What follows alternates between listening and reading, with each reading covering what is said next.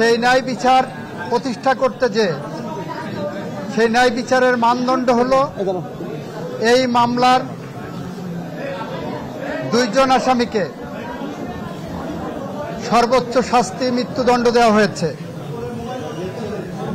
একজন আসামি যিনি রাজসাক্ষী হিসাবে নিজেকে আদালতের সামনে উপস্থাপন করেছেন, সার্বিক বিবেচনায় আদালত তাকে 5 বছরের কারাদণ্ড প্রদান করেছে।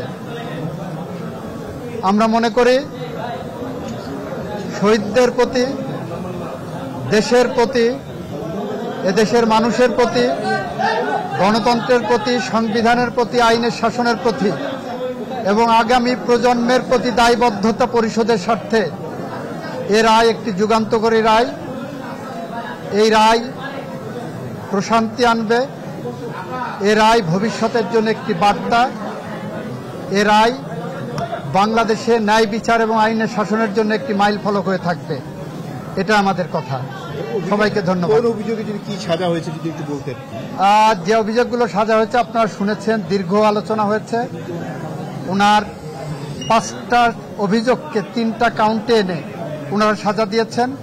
শেখ হাসিনাকে 1টা কাউন্টে সুপিরিয়র কমান্ড রেসপন্সিবিলিটিতে যাবজ্জীবন জেল আনটিল ন্যাচারাল ডেথ দিয়েছেন, আর ডাইরেক্টলি যেটা নির্দেশনা দিয়েছেন সেখানে তাকে ডেথ পেনাল্টি দিয়েছেন। আইনের বিধান মতে যেদিন থেকে গ্রেপ্তার হবেন সেদিন থেকে সাজা কার্যকর হবে। আপনারা ফিরিয়ে আনার ব্যাপারে কোন উদ্যোগ, কি অবস্থা আসলে? এটা রাষ্ট্র আইনিভাবে যা যা করণীয় সব করবে। একটু আপডেটটা যদি বলেন যে কি অবস্থা। রাষ্ট্র আইনিভাবে যা যা করা সম্ভব সবটুকু করবে। এই মামলায় শহীদদের পরিবারকে, আহতদেরকে ক্ষতিপূরণ দেওয়ার জন্য একটা নির্দেশনা আদালত দিয়েছেন।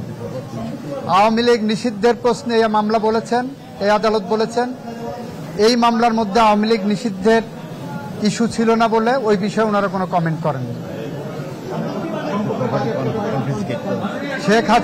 শেখ হাসিনা এবং আসাদুজ্জামান খান কামাল সাহেবের বাংলাদেশে তাদের সমস্ত সম্পত্তি ক্রোক করা হয়েছে, বাজেয়াপ্ত করা হয়েছে। আর কোনো প্রশ্ন?